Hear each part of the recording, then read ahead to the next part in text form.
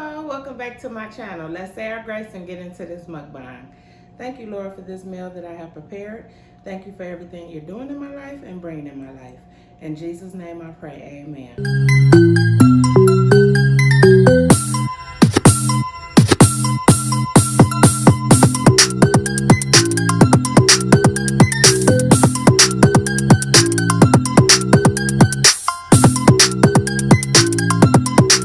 Ooh, y'all, got a little spit bubbles. That's that water from all this goodness I see sitting here. So how y'all doing? We got some sweet pepper nachos. I haven't did this on my channel in a while. So I did, this is probably like my 4th video that I put out. I think I did sweet peppers. So this is sweet peppers with steakum and colossal shrimp. I got jalapenos. I have onions. I got some like a tomato salsa, sour cream, some homemade cheese sauce. And this is just a spread I found at Aldi's yesterday. You could put it like on your corn, but I'm gonna put it on my sweet peppers and just see how it tastes. And I got a 2 cheese shells up there in the front in case I have some droppings that I want to put in there. And we got a peach LaCroix. I think that's how you say that, y'all. So we're gonna get into this so we can get into our topic of the day. But I'm gonna eat a little bit, y'all. Give y'all a little ASMR moment. And that's my first time tasting peach.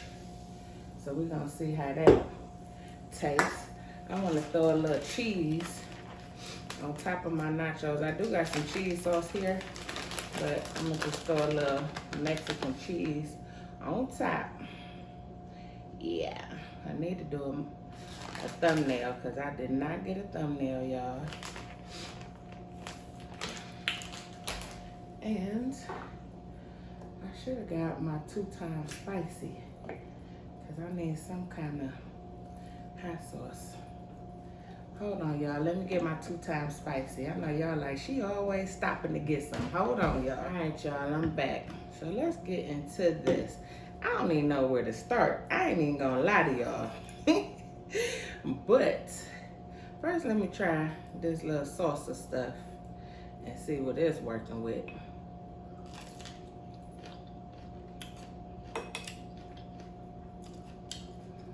It's good. It got like a spicy kick to it. And I think it got like jalapenos in it and all kind of stuff in it. I need a thumbnail, don't I, y'all?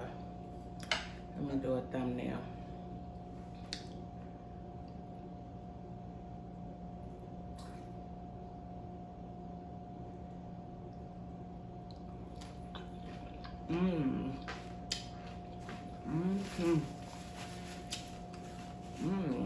That's good.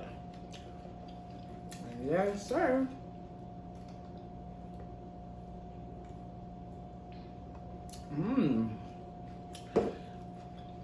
That's good too.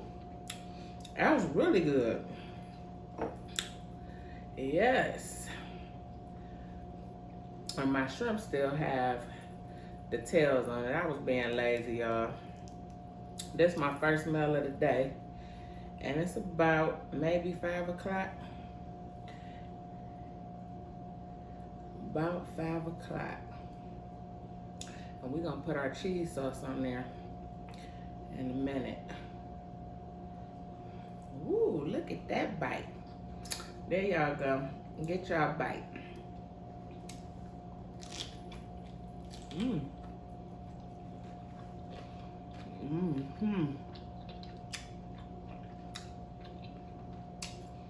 That bite right there.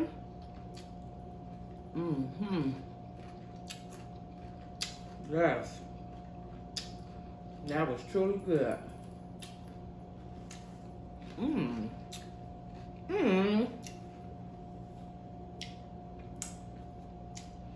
I can't never stay clean. Never. Never ever.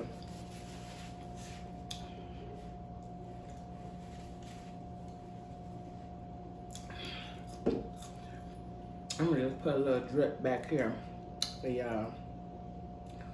Woo. Mmm. I'm gonna just go ahead and drip. Yes. Oh yeah. That's about to do it right there.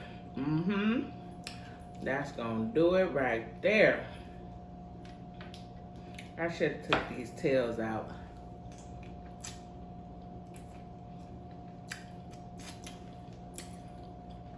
So today is Sunday, but y'all be getting this on Nacho Tuesday. Hey.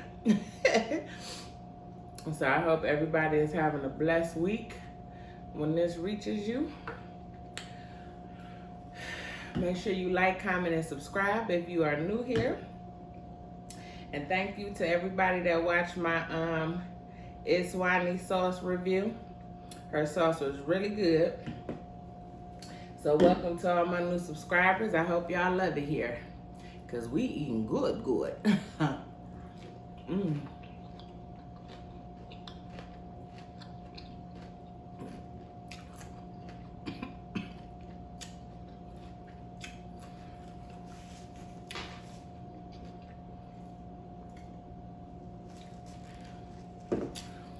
That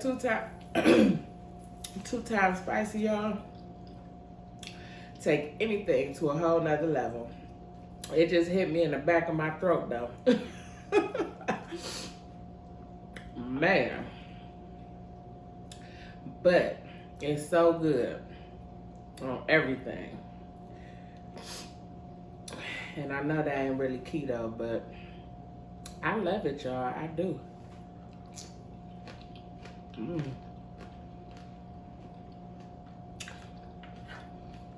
That is so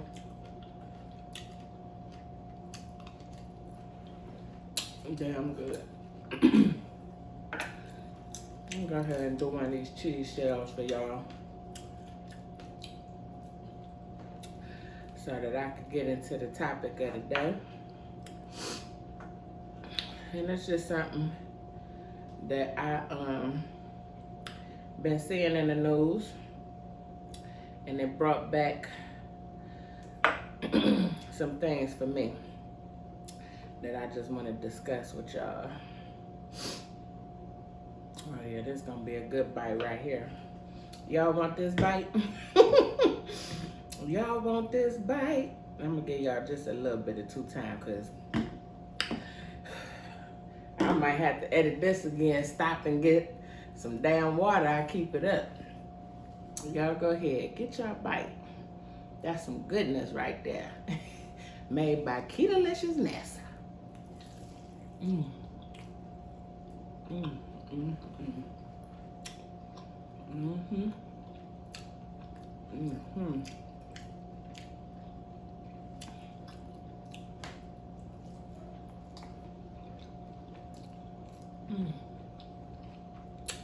It's so beautiful outside, y'all. But it's hot as hell here in Cleveland. And it's so weird because usually around this time it's cold here.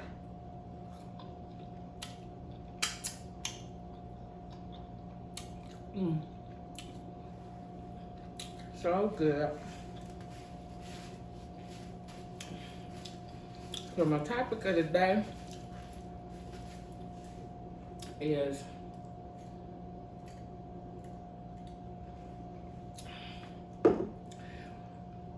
when you're in a domestic violence situation, being a man or woman, and you tell on your abuser, is that snitching? Y'all leave me a comment down below and let me know what y'all think. Look, I'm dipping in everything.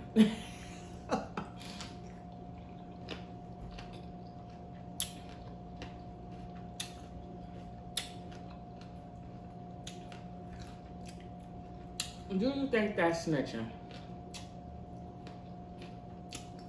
And I got that topic from watching in the news on Instagram, the Breakfast Club. It's been all over social media, which everybody already knew about Meg Thee Stallion getting shot in her foot, actually both feet. And she was in the car with one of her best friends, Tory Lanez, his security, and I believe a driver. And she came up shot, but she was not telling people who shot her, but everybody pretty much knew who it was because her best friend came out and said it definitely wasn't her. Tory Lanez, people have been out here saying that he attacked her in the car, putting out all kind of false reports, trying to throw people off.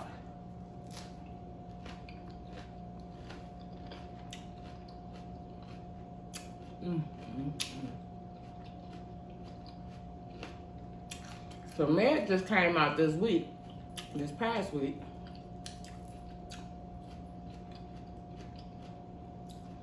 and made a statement and said it was definitely Tory Lanez that shot her, and not in one, but both her feet, in the back of her feet. She posts pictures of her feet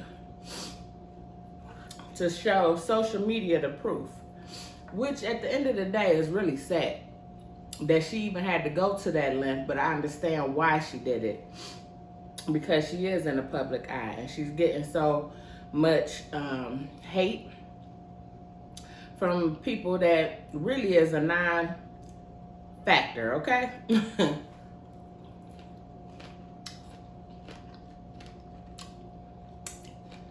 Because at the end of the day, she was assaulted, okay? But just to clear things up, because she said people from his camp has been really putting out negative stuff, she felt compelled to do that. And she said that he did it. She was not arguing with him. She was tired of arguing in the car. She was almost home. And she got out the car because she was sick of arguing. And she was walking away, okay? She wasn't attacking him. She was walking away. And this is allegedly, but I can't see why she would lie. And he pulled out a gun and shot her, and not one, but both of her feet, in the back of her feet. What kind of sucker shit is that? I'm sorry. Excuse my language if any kids is watching, but that's some sucker. That's a sucker.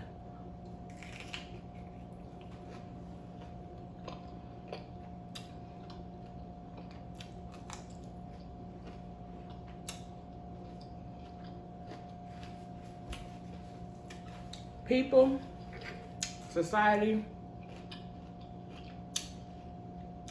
and men don't understand why we as black women don't feel protected out here. And just women, period. But I'm speaking because I am black. I'm a black woman. So they wonder why we don't feel protected. Because people that you trust the most are most likely the people that's hurting us. Then, when people realize that you have been attacked, assaulted, or whatever the case may be, you got people, dumb people out here saying that she's snitching because she's telling her truth. What kind of damn world do we live in? That's the craziest thing I ever heard in my damn life. She's snitching?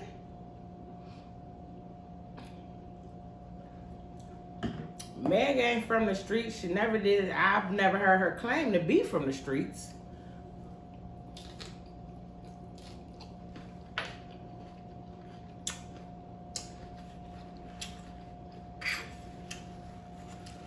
So why does she have to protect somebody that assaulted her? And let this be clear.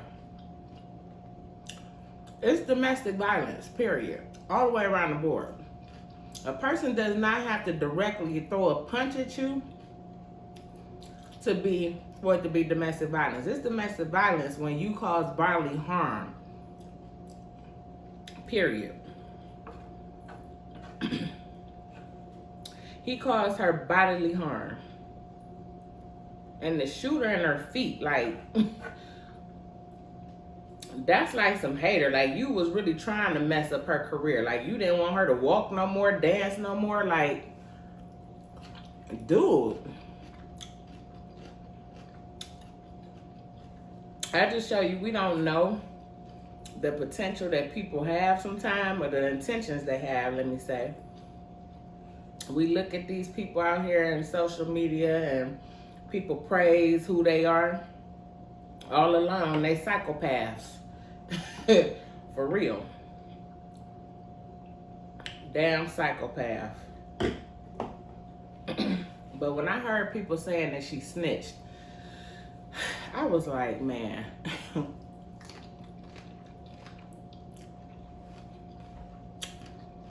I've never heard of that.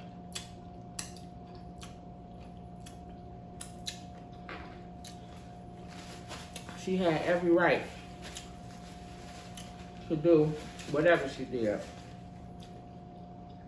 And as I watched her on Instagram,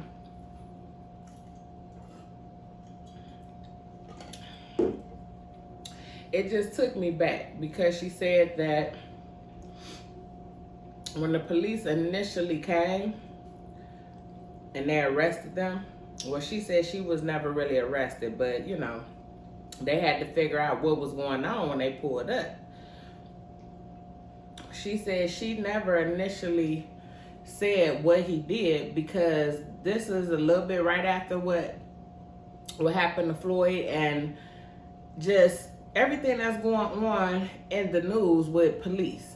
So she was fearful for her life of a gun being in the car, and there's all these 4 black people in the car, and you got the police out here. So she said, for one, she was scared of what they would do. But for 2, she was trying to protect him.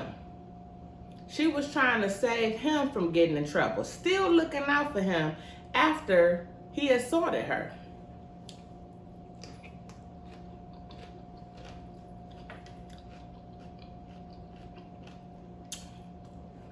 Still trying to protect him.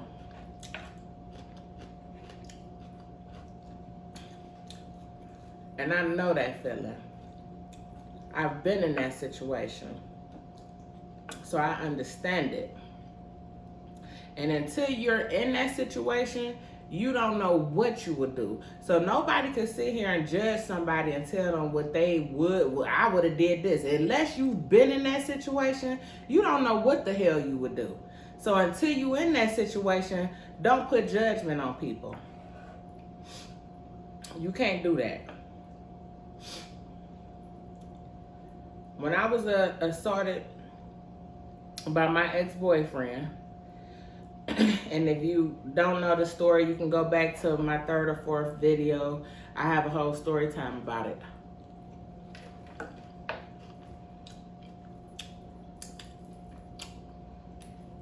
But I drove myself to the hospital, and never, not once, did I cover up for him. I told them exactly what happened. That we were in an argument and he threw something at me. Some more sucker stuff.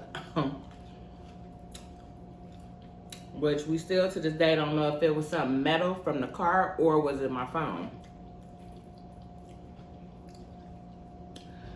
But I told them everything that happened. No police came.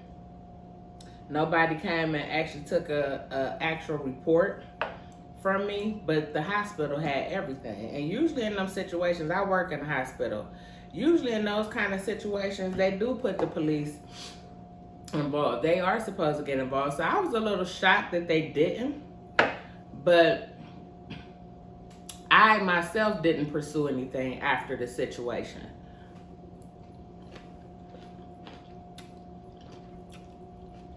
when it initially happened.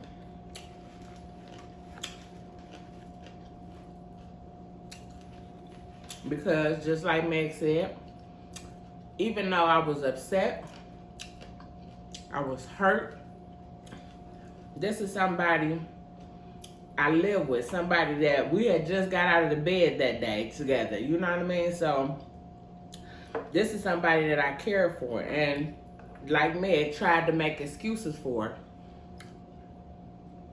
their stupidity. Because that's just the kind of people we are. You don't want to see somebody that you love be hurt even though they hurt you, you know? And we have to learn when you are a victim, and this is not just for women, because men are physically abused too. There's some women out here with some hands, and they actually beating on men. Do I believe a man should hit a woman? No. There's no reason or rhyme or reason that a man should be putting his hands on a woman, ever. But if you are in a domestic violence situation and you're not the aggressor and somebody is bringing harm to you, I do believe that you should be able to protect yourself. So let's make that clear. But we know that the majority of the time it is reverse. It's the man against the woman.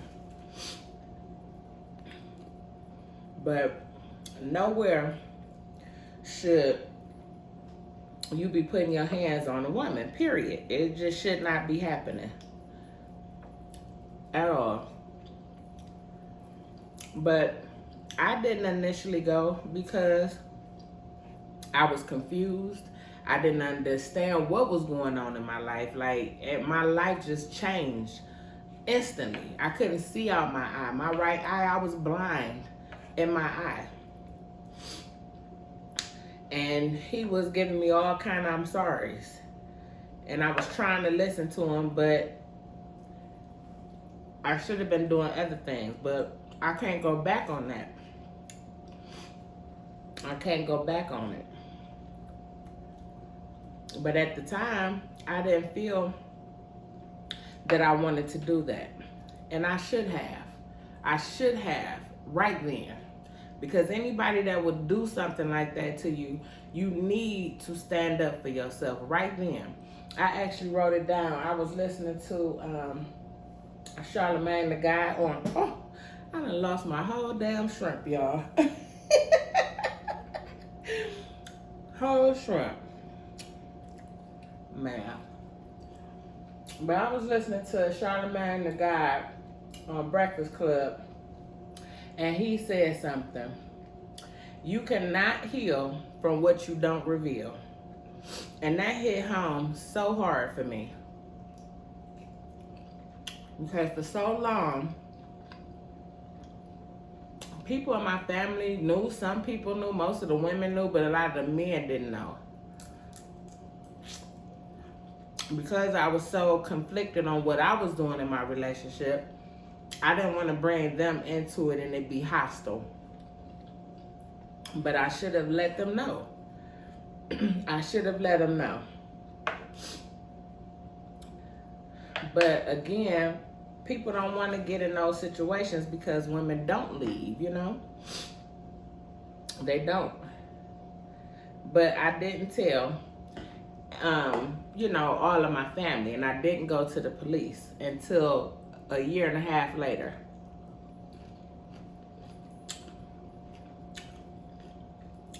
After my injury, he agreed to pay my medical bills for my eye, which, mind you, I still have medical bills to this day.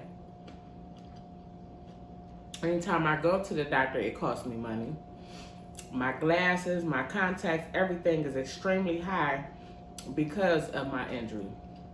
I have an artificial lens, pretty much like cataract surgery, something that older people have, just for them to give me my vision back, which is not all the way there. It's still distorted. But he agreed to pay those bills, which he started off doing it at the beginning. But after we lost my best friend, and I left him alone, he stopped. And I wasn't gonna keep calling him. I don't do none of that. I'm not gonna do that. I just said, I'm gonna put it in God's hands. And to be honest, it's scary because you really sometimes don't even feel protected by the police. You don't. You really don't. I've been to the police twice regarding him, you know, just from him just trying to contact me. And I don't want to be bothered. So I've had to go to the police. And the support that I got, I'm not going to say I was happy with it. I wasn't happy with it. He hasn't contacted me since they contacted him. But the fact of the matter is, I should have felt more secure in calling them, and I didn't. I should have felt secure coming in there. I should have felt more compassion, and I didn't. But a year and a half later, after my incident, I heard about a program they had in my city where they would go after your abuser or somebody that caused you harm for medical expenses. They would help pay for my glasses, everything like that. So I thought about it, and I'm like, okay, maybe I should do this. But in order for me to do that, I had to make a police report against him on everything that happened. And that in turn would have went to the detectives. They would have investigated it. They could have picked up charges. I don't know. So I did the whole process, y'all, but I reneged on it. And I'm going to tell you why. Within 3 days, I called them and told them to throw it out. My anxiety was so high when I went and did that. I went and did the police report. Everything was fine, but the next day, so many things came through my mind. I thought about my best friend, and then that's what they didn't understand. I had an advocate, and I talked to her the next day, and I told her the anxiety I was feeling.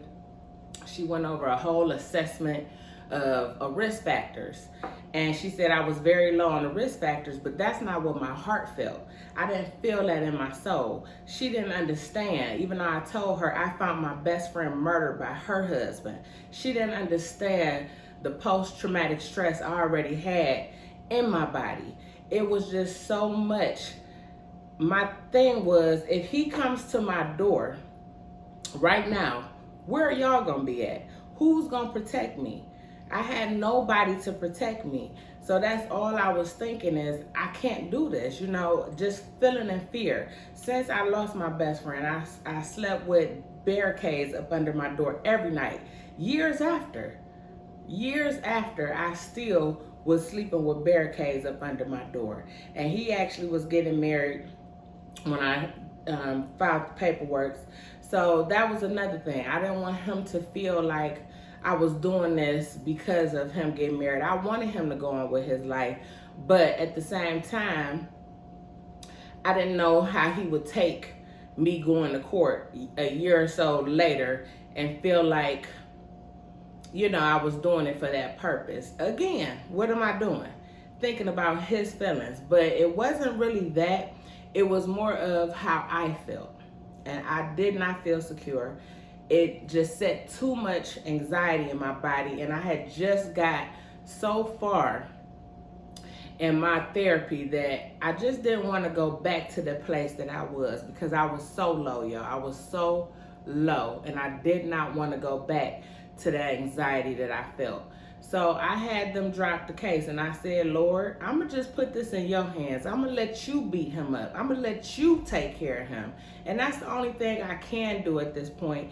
And I've had to let that go. But coming on YouTube and giving my testimony to all my viewers, letting you know the situation, what I went through with my best friend, with the situation I went through with domestic violence, that is therapy for me. Letting people know that there is a way out. If you want to get out, you can get out. And I know it's hard. I know it's scary.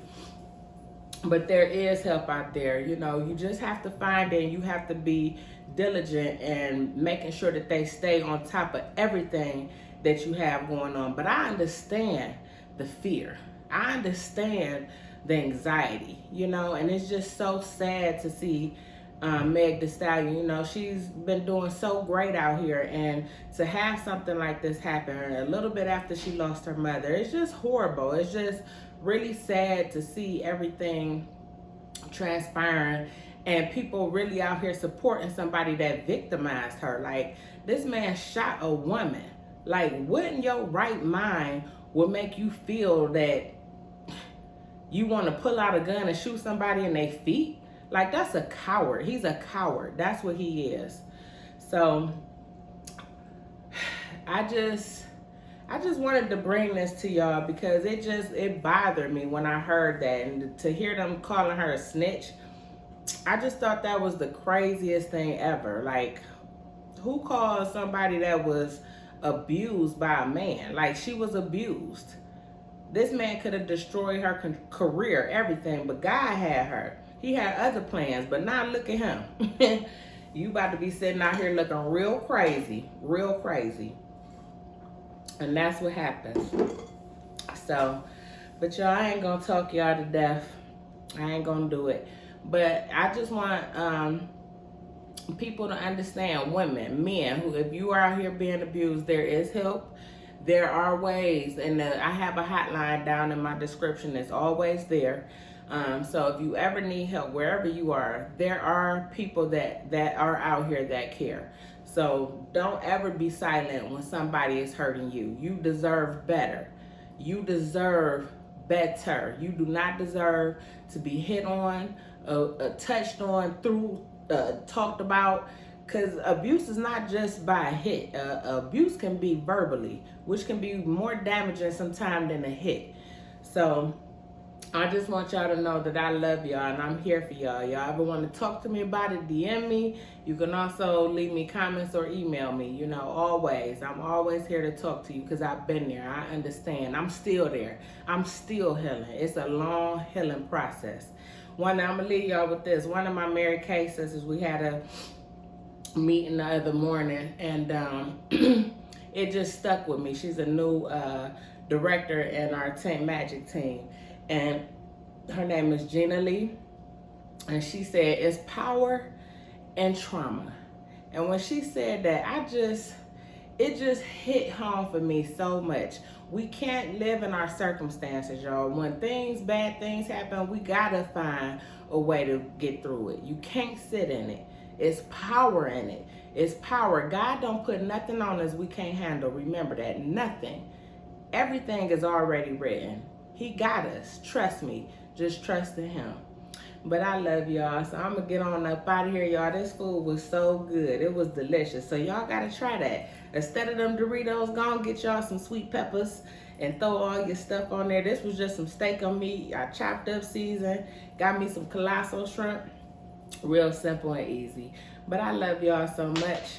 Y'all already know. Keep it keto-licious. And until next time. Peace. Love y'all.